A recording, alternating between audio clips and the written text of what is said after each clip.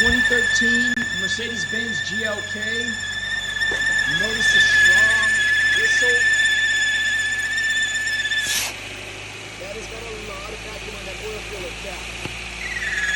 A lot.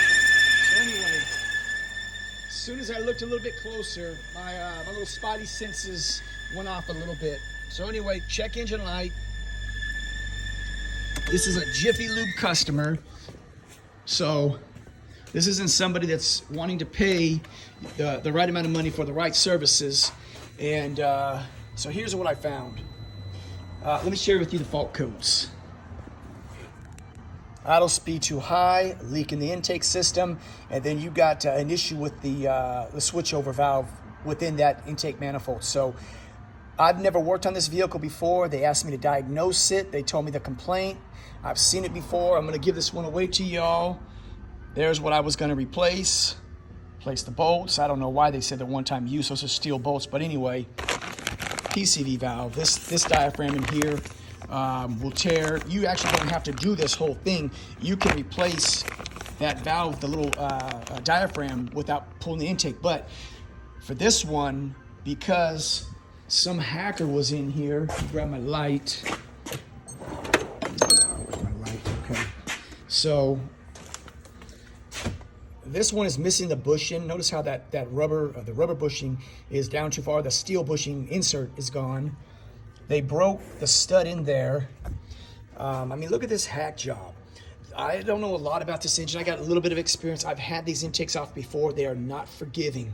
So whoever was in here, just a hack. So I am not touching this car. I know what's wrong with it. I'm not taking any money from them.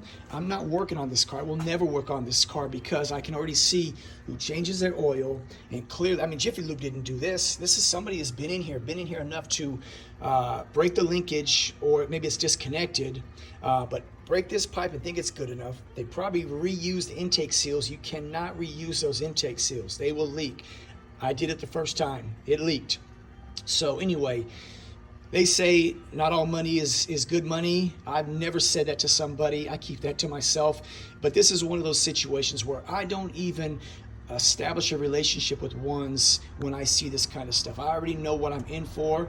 I don't want to put myself in a situation where now their problem is my problem because they didn't want to pay what they should have paid for quality care, treatment, and the right person working on it. So yeah, I bought that. You know, not maybe $100, a little less than $100 for all that. It'll go on my, it'll go on my bench. Somebody's gonna get that. I'll sit on it.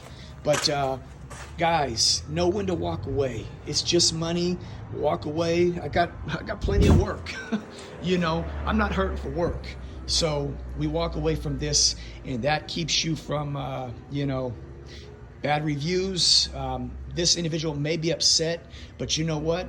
They've got to understand, I'm going to give them the diagnosis. This is what you need to do. Whoever did this, take it back to them. Let them fix it, because if it's all connected, I'm selling you an intake manifold, and I'm going to fix everything, and it's going to be expensive.